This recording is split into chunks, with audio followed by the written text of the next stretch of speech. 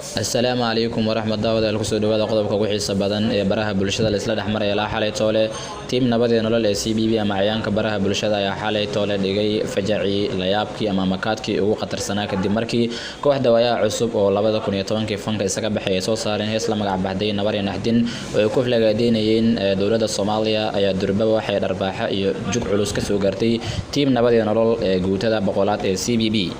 wax ka yara farsaac oo muuqaalku uu ku jiray hawada ayaa waxa dislike ama diidmo saaray 78 kun oo ruux waxaana la yaabay in dislike xitaa ka badan yahay views ka muuqaalka fanaaniinta caanka ee dalmar yare iyo Dikri Cabdi ayaa gabi ahaanba isaga baxay kooxda ayagoo sheeganaysan ku qanacsaneen muuqaalkaasi hadda aynu dulmar komentiyada sida madaxfiicda iyo sawaariiqda la soo dhacay ee waxay kaliin sida tan Shukri Xasan wuxuu leeyahay Facebook baan ka soo daawaday muuqaalkan isla markaasii dislike wuxuu marayaa 78 kun viva nabadii nolol buu leeyahay Abubakar Ali wuxuu yiri dislike caawa sidii corona camal 2020 ay maraysaa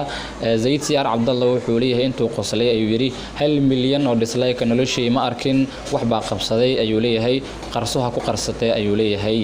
xalay aad baa la isu farasaaray la isuna jilba murxay ugu dambeyntii waxay guushu raacday team unstoppable oo ah nabadii nolol 5 gool ewer ay ku soo garaaceen dhigooda waayaha cusub balanteen waa 2021 iyo sanaadiiqda codeynta halkaasina waxa ku ilaa xubinta maanta aanu ku eegay wararkii ugu dambeeyay baraha bulshada la isla dhaxmay anigu waxaan ahay wariye magan xasan aad baad u mahadsantiin assalaamu calaykum waraxmatullaahi halkan waa deegaanka TV mar walba mogaan oo ku xirnaa si aad u heshaan wararkii ugu dambeeyay dal dibad iyo daafaha caalamka aad baad u mahadsantiin assalaamu calaykum waraxmatullaahi